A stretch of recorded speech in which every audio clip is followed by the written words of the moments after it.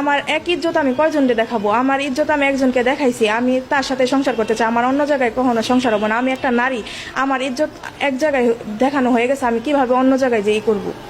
এটা কেন আমার বাবা মা বুঝে না? তুমি যদি ভাবো প্রেম মানে শুধু হাসি, তাহলে এই ভিডিওটা শেষ পর্যন্ত দেখো, কারণ এই গল্পটা লামিসা আর সোহাগের এক ভালোবাসার গল্প, যেটা শুরু হয়েছিল হাসিতে কিন্তু শেষ হলো চোখের জলে। তার আমার কষ্ট হয়, কিন্তু কষ্ট হয়ে লাভ কি? যে বাবা মা আমার কষ্টই বুঝে না, তাদের কষ্ট ভাইবার আমার কোনো লাভ নাই।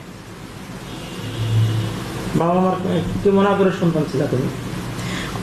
আদরের ছিলাম নাকি তা জানি না। যদি আদরের ছিলাম তাহলে আমার কষ্টটা অন্তপক্ষে বুঝতো যে মেয়েটা অনেক কষ্ট আছে, মেয়েটা মানে কি চায়। আমার কথাটা আমাকে একবার কি তার আইসা না আমার কথা শুনছে যে আমি কি চাই?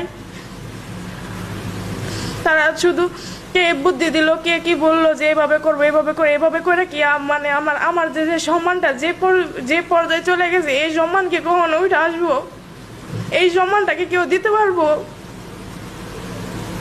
আমার কষ্টগুলা বোঝার মতো কেউ না। আমি আমার কষ্ট কারে বলবো? আমার কষ্ট কে বুঝবো? আমার কথা শুনবো কে? আমার কথা কেউ শুনে না। যেখানে আমার বাবা মা আমার কষ্ট বুঝে না, আমি অন্য কাউকে কেন কষ্ট বলতে যাবো? আমার কষ্ট আজ পর্যন্ত আমি কাউকে বলতে পারি নাই, কারণ আমার এই কথা মনে হয়েছে যে আমার বাবা মা আমার কষ্ট বুঝে নাই, ওইখানে আমি অন্য কাউকে বললে আমার কষ্ট কিভাবে বুঝবো? আর আমার কষ্টটা বলাটাই বৃথা। এর জন্য আমি আমার কষ্ট কাউকে কাছে বলি না। আর বাবা মা আমাকে নেওয়ার জন্য এমন করতেছে, আমাকে নিয়ে তারা কি করবে? আমি যখন আমার বাবা মা বাসায় নিবে, যদি নাও মেরে ফেলে, আমি সমাজে কিভাবে বাঁচবো? তখন তো বলবে এই মেয়ে এত বারবার করে চলে গেছে, চলে যাওয়ার পরে এখনো টিকতে পারে না। সবাই তো বলবে এত বারবার করে যে লাভ কি হলো, তুই কি কিছু করতে পারলি? আর যদি মারা ফেলে তাহলে তো মরেই গেলাম, তাহলে তো আর কোনো কিছু করার নাই। আর যদি না মারা যায় তাহলে তো সবাই সবটা সময় আমাকে দোষারোপ করবে যে এই মেয়েটা এত বারবার করে চলে আসছে, এই মেয়েটা এরকম করছে, এই মেয়েটার বাচ্চা কনসিভ করছিল, তারপরে বাবা মা নিয়ে আসে না, এইভাবে মানে নষ্ট করছে, হ্যান করছে, ত্যান করছে। এইসব নিয়ে আমি বাঁচতে পারবো? লামিসা আর সোহাগের ভালোবাসা ছিল একেবারে নিখুঁত নির্দোষ। ক্লাসের পর কথা, রাতে ফোনে গল্প, আর মনে ছিল হাজারো স্বপ্ন। কিন্তু সমাজের চোখে এই প্রেমটা হলো অপরাধ, পরিবারের আপত্তি, লোকের কথা সব মিলিয়ে তাদের ভালোবাসা হয়ে উঠলে এক অসম্ভব যুদ্ধ। একদিন লামিসা আর সোহাগ ঠিক করলো, যাই হোক না কেন আমরা এক হব। তাই তারা পালিয়ে গেল, ভালোবাসার আশ্রয়ে বিয়ে করলো দুইজনে। তখন মনে হয়েছিল এই বুঝি জীবনের সুখের শুরু হলো। কিন্তু সেই সুখ বেশি দিন টিকলো না। লামিসার পরিবার মামলা করলো সোহাগের নামে, অভিযোগে সে মেয়েটাকে ভুলিয়ে নিয়ে গেছে।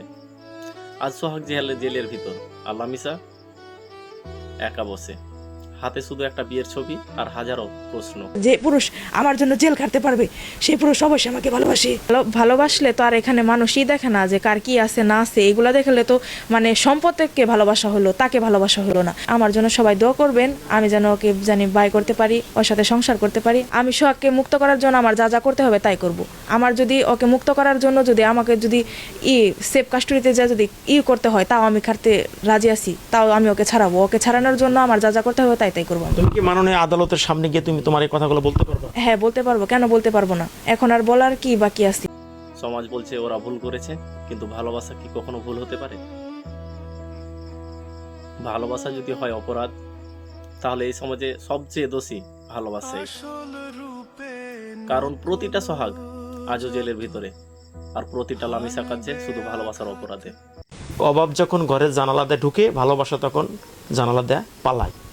এখন তুমি সোহাগের যে অবস্থা, আমরা সোহাগের বাড়িতে গিয়েছিলাম, তার যে অবস্থা, তার যে বাড়ির যে অবস্থা, সেখানে তুমি তোমার মতো একটি মেয়ে, স্মার্ট একটা মেয়ে, সেখানে থাকার মতো কোনো পরিবেশ নেই বললেই চলে। সেখানে তুমি বারবার কেন সোহাগের কাছে তুমি ছুটে এসে সোহাগকে বিপদে ফেলাচ্ছ? মানে ভালোবাসলে তো আর এখানে মানুষই দেখে না যে কার কি আছে না আছে। এগুলা দেখলে তো মানে সম্পদকে ভালোবাসা হলো, তাকে ভালোবাসা হলো না। কারণ আমি যদি দেখতাম ওর বাড়ি ঘর আছে নাকি কি আছে, তাহলে তো এখানে ওকে ভালো। কেউ বাবা মার পক্ষ নিচ্ছে, কেউ ছেলের পক্ষ নিচ্ছে। আমি বলি, কয়জন মেয়ে আছে বড় লোক ছেলে দেখে বিয়ে দিয়ে শান্তিতে সংসার করতে পারছে? তুমি মেয়ের জন্য শান্তি খুঁজবে, আবার টাকাওয়ালা ছেলে খুঁজবে। সত্যি বলতে কিছু বাবা মা মনে অনেক লোভ থাকে, তারা নিজের সুখের জন্য ছেলে মেয়ের সুখের কথা ভুলে যায়। সত্যি শুনতে দিতা লাগলো, এটাই সত্যি। বাবা মা জন্ম দিচ্ছে, আদর করে বড় করেছে, তার সুখের জন্য এটা কি তার সুখ? গরিব বলে কি তারা মানুষ না? সবাই কি বড় লোক হয়ে জন্মায়, নাকি গরিব থেকে বড় লোক হয়? এখন আপনারাই বলেন।